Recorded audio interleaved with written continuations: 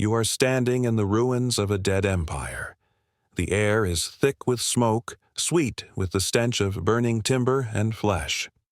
The cries that reach you are neither the victorious cheers of soldiers nor the defiant roars of survivors, but the thin, breaking sobs of children who no longer know where their mothers are. You take one step forward, and the ground crunches under the weight of broken icons, shattered glass, and dreams that will never be rebuilt. Before we begin, take a moment to breathe this in. You, watching from across the world, from London or Lahore, from Istanbul or Sao Paulo, are part of a community that still seeks to understand how far human ambition will go to break another soul. If you value stories that peel back the layers of forgotten history, that bring the buried past into light, consider subscribing and sharing where you're watching from. Every voice adds to this global circle of memory. When the walls of Constantinople fell in 1453, the world thought it had witnessed the end of an era.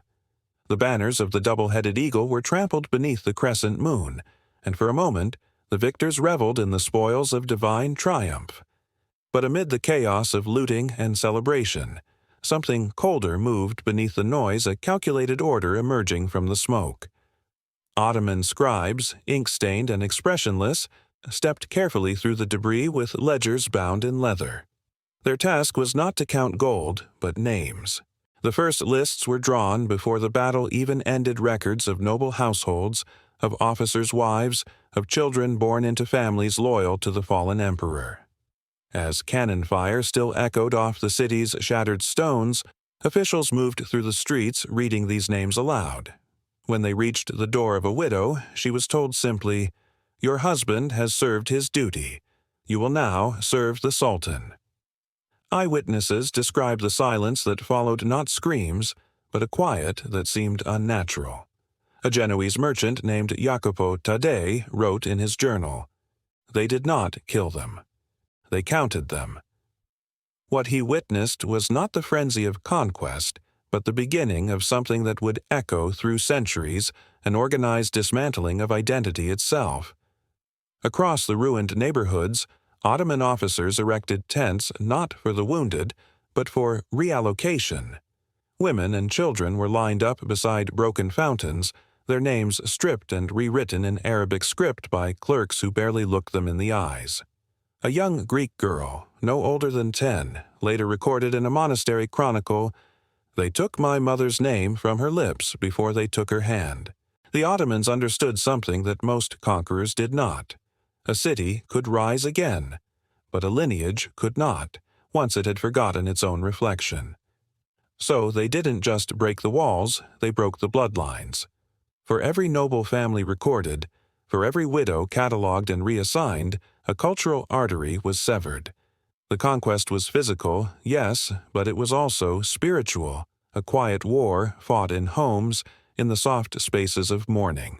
Not every officer took pleasure in this new order. One chronicler tells of an Ottoman captain named Hassan Bey, who hesitated before delivering the separation orders in the district of Blachernae. His aide warned him, "Delay brings pity. Pity breeds rebellion." Hassan obeyed, but later confessed to an imam that he dreamt nightly of the faces he had divided, women clutching children as if their touch could rewrite the ledger. Their silence, he said, was louder than any prayer.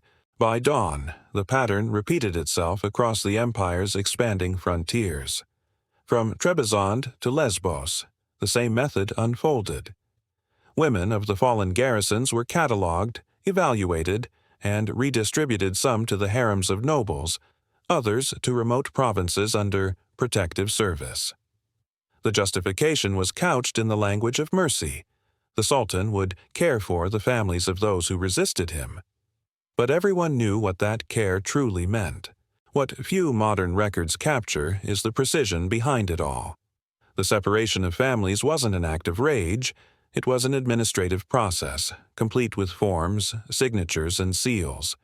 Each woman's identity was reduced to a column of ink. Each child's fate was decided by their age, their father's rank, and the needs of the state. To the Ottomans, this was not cruelty, it was efficiency. One fragment from a Venetian diplomat's dispatch speaks of a haunting scene. Inside a former Byzantine chapel, an Ottoman scribe sat beneath the flickering light of an oil lamp, transcribing names while the frescoes of saints looked down upon him. When he ran out of parchment, he wrote between the margins of sacred scripture, turning prayers into ledgers.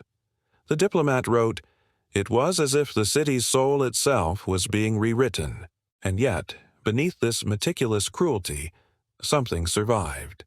In whispered hymns sung by captive women, in small acts of defiance like hiding a child's baptismal name beneath a Turkish alias, the memory of what was lost began to hide itself, like embers beneath ash. The conquerors could erase names, but not dreams. Still, the empire knew this too, and it would not stop at separation. What began as lists and ledgers would evolve into a machinery of assimilation so refined that its victims would one day teach their children to forget willingly.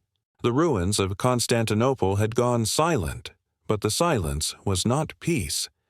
It was the sound of history holding its breath, waiting for the next step in a conquest that no sword could ever complete. And deep within the archives of that empire, beneath the ink and dust, those names still whisper, waiting to be remembered. The candlelight flickered against the damp stone walls, turning ink into shadow. A single clerk, his hands calloused, his eyes half closed from exhaustion, unrolled a parchment labeled Household Realignments, 1472. The air smelled of tallow, wet paper, and something older, fear. Line after line, he recorded new identities, new fates. He was not writing history. He was manufacturing it. For centuries, the Ottoman Empire was praised for its administrative brilliance. But beneath the surface of its famous efficiency lay something far more deliberate, a bureaucracy designed not just to govern bodies, but to rearrange souls. Every name rewritten, every oath forced, every ritual imposed was part of a machinery that turned grief into obedience. At the heart of this system was an unspoken principle. To rule a people, you must first rewrite their memories. The widows of conquered soldiers were the perfect instruments for this experiment. They were symbols of defiance, vessels of lineage, and therefore they had to be repurposed. In fortress cities like Gallipoli and Bursa, the empire established what official records euphemistically called houses of transition. Their purpose was neither comfort nor charity. Inside, widows were subjected to a slow, ritualized process of erasure. Upon arrival, they were stripped of their old clothing and given garments of plain linen dyed with the imperial seal. Each garment was marked with a single word, sahibe, meaning belonging. From there, the transformation began. Clerics recited verses in Arabic, while interpreters stood ready to translate salvation. Women who hesitated to repeat the Shahada were not struck or punished immediately. Instead, they were surrounded by silence. Days would pass without speech, without food, until hunger itself became a persuasion tool. When they finally whispered the words, their conversion was recorded not in celebration, but in ledgers filed and sealed with wax. What appeared to outsiders as piety was, in truth, precision. Ottoman scholars had studied the art of conversion as if it were architecture, each step carefully measured to rebuild identity upon the ruins of loss. One chronicler, Ahmed of Edirne, left behind a rare personal account. They brought me the wives of the fallen Greeks, their eyes hollow with fasting. When they spoke the name of God, their voices broke as if giving birth to something unwilling. But conversion was only the first foundation stone. The true architecture of obedience was maternal. The empire understood that a conquered woman could not be broken merely by faith. She had to be refitted into the social design. Thus began the second phase, re-education through motherhood. Widows who had lost their children in the aftermath of siege were assigned to care for Ottoman infants, orphans of soldiers, or sons of provincial governors serving abroad. The women were told this was a chance for redemption, but it was also a test. Imagine a woman from Trebizond, her hands once soft from weaving silk, now trembling as she cradles the child of her husband's killer. Each feeding, each lullaby, each whispered story was a psychological battlefield. They were instructed to sing only in Turkish, to abandon their native tongues. Inspectors walked through the dormitories at night, listening. Those who slipped into Greek or Armenian lullabies were punished not by whip or chain, but by isolation. There are records of one woman known only as Thalassa who refused to give up her native tongue. After weeks of silence and deprivation, she finally began singing in Turkish. But she twisted the words, hiding her old songs within the rhythm. To the guards, it sounded like obedience. To the infants, it was memory disguised as surrender. Then came the Dev Shirme, the infamous child levy. While young boys were taken from Christian provinces to be trained as janissaries, the policy's shadow extended deeper into domestic life. Widows were made to believe that by proving loyalty they might one day be reunited with their sons. The truth was simpler and more cruel. Their children had already been renamed, circumcised, and converted, raised to fight for the empire that killed their fathers. The Ottomans called this assimilation through service. The logic was terrifyingly clean. Loyalty born of grief is the most unbreakable kind. Even the empire's architecture reflected this philosophy. In certain provincial palaces, rooms were constructed with double walls, one side for Ottoman officials, the other for the re-educated women. Hidden passageways allowed inspectors to listen unseen, ensuring prayers were said correctly and no forbidden tongues were spoken. These were not homes. They were laboratories of compliance. A Venetian diplomat once described visiting such a facility in Edirne. "The women smiled," he wrote, "but it was a smile that did not reach the eyes. Their speech was measured, their gestures rehearsed. They were alive, but their souls had been arranged into columns like the ledgers that recorded them. And yet the system was never perfect. In the margins of those same ledgers, clerks sometimes left strange marks, small crosses, faded circles, or dots beside certain names. Historians still debate their meaning.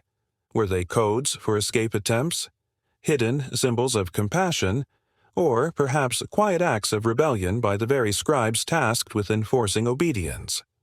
One particular record, dated 1493, bears the note, "Subject 47, relocated. Child unknown. Song continues." The phrase puzzled archivists for decades, but some believe it refers to women who managed to preserve fragments of their old world through song-passing coded memories through generations of Ottoman-born children who would never know the origin of their mother's tears. By the late 15th century, the empire had perfected its process. Every element of human life, faith, family, and language was restructured into a hierarchy of submission. Yet beneath this flawless design ran a quiet current of resistance, unrecorded and unstoppable. Because no matter how meticulously obedience was built, grief had its own architecture, one the empire could never quite demolish. And in the next century, that hidden architecture would begin to crack, revealing what happens when a people taught to forget suddenly remembers who they were. In 1987, construction workers renovating a crumbling house in Trebizond uncovered a hollow wall. Inside it, wrapped in silk so thin it had turned translucent, was a letter written in fading Byzantine Greek. Its edges were burned, its words trembled. "If my sons still breathe beneath this sky, tell them their mother remembers their voices but not their faces." The writer signed it simply, Irene of Trebizond. For centuries, her story had vanished erased by empire, buried beneath centuries of silence. But fragments like hers have begun to reappear. A child's wooden toy found beneath the floor of an Ottoman manor in Thessaloniki. A rosary disguised as a string of prayer beads in Bursa. Lullabies recorded by ethnographers in forgotten villages, sung in tongues the singers no longer understood. Every fragment is a whisper, a defiance of oblivion. The Ottoman conquest was never just about land. It was about rewriting inheritance itself. For those taken, renamed, and remade, memory became both a weapon and a wound. Across the centuries, it hid itself where bureaucracy could not reach in songs, in dreams, in the rhythm of forgotten prayers. Irene's letter, when translated, revealed a timeline of despair. Her husband, a Byzantine officer, had fallen during the siege of Trebizond in 1461. Her 3 children were seized for the Devshirme system, destined to serve as janissaries. She was forced into marriage with one of the siege's commanders, a man known in Ottoman records as Yusuf Pasha. For 15 years, she lived as his wife, mothered his sons, and hosted his guests. To them, she was Ayshe Hatun, a pious, loyal Ottoman woman. To herself, she was a ghost walking through a life not her own. Her voice, fragile and defiant, offers a rare window into the psychological machinery that followed conquest. She writes, "He calls me by a name I do not know. When I answer, I betray myself. When I do not, I am punished." But her story did not end with her. Of her 2 Ottoman-born sons, one became a scribe in the court at Istanbul, the other a soldier stationed near the ruins of her birthplace. Neither knew the truth of their mother's life. Yet both carried something inexplicable, a haunting that outlived words. In a collection of imperial correspondence dated 1527, one document stands out. It describes a janissary officer named Ali Yusuf, who would sometimes stand before the Hagia Sophia, staring at its mosaics for hours. He does not speak, the report notes, but his eyes follow the light as if searching for something remembered. Scholars now believe he was one of Irene's sons, the child stolen, renamed, and unknowingly returned to the heart of what his ancestors had built. The Ottoman administrators called such anomalies echoes. They noticed that certain children taken from Christian families exhibited strange attachments to symbols, melodies, or rituals they were never taught. One report from the governor of Salonika describes boys who would hum unfamiliar tunes during prayer, their melodies traced back to Greek Orthodox hymns banned for a century. These weren't acts of rebellion. They were echoes of memory buried too deep to erase. Over time, these echoes shaped the empire itself. The Ottomans absorbed cultures not only through force, but through the silent inheritance of their victims. The architecture of Istanbul carries faint traces of Byzantine symmetry. Its music, the lingering tones of Balkan lament. Its language, words borrowed from the conquered. The conqueror, unknowingly, became a vessel of the conquered. But for the descendants of women like Irene, this legacy was not harmony, it was fracture. In the 18th century, Ottoman census records list hundreds of families whose names carry both Christian and Muslim etymologies. In one ledger, a household in Bursa is registered under 2 surnames, one Turkish, one Greek. The record ends abruptly with a note, "Origin uncertain. Line continues." Modern genetic and linguistic studies have confirmed what those ledgers implied. Entire regions of Anatolia and the Balkans are woven from these hidden lineages. Yet history remembers them not as individuals, but as statistics. The empire's forgotten faces became the invisible fabric of its endurance. In 2022, archaeologists scanning former Ottoman administrative sites near Edirne discovered sealed underground chambers. Inside were hundreds of personal effects, rings, letters, fragments of embroidered veils, all catalogued with chilling precision. Some bore numbers matching old household realignment ledgers from the 15th century. Each item was tagged, as if even memory itself had been inventoried. Among them was a small bronze pendant inscribed in 2 languages, Greek on one side, Arabic on the other. The translation reads simply, "To forget is to die twice." Was it an act of defiance, a message hidden by a captive artisan, or a quiet confession from one of the officials who recorded those nameless women into history's margins? No one knows. But its presence in the archive tells us one undeniable truth. The empire that sought to erase identities also preserved them unknowingly through its obsession with order. Irene's descendants live on, scattered through lineages that may never know her name. Perhaps some trace of her voice survives in the lullabies still sung by grandmothers in the Aegean hills, melodies that sound Ottoman to the ear, but whose words, when translated, whisper of loss and of a home across the sea. The empire that once commanded silence has long fallen. Its palaces crumble, its banners rot in forgotten vaults. Yet its true legacy endures not in stone or scripture, but in the quiet ache of those who inherited both sides of its story, the conqueror and the conquered bound in one bloodline. And so, as we close this chapter, a question lingers like the echo of a forgotten prayer. If memory survives in the bones of those who were meant to forget, then did the empire ever truly end, or does it still live, unseen, in the faces that no longer know who they are?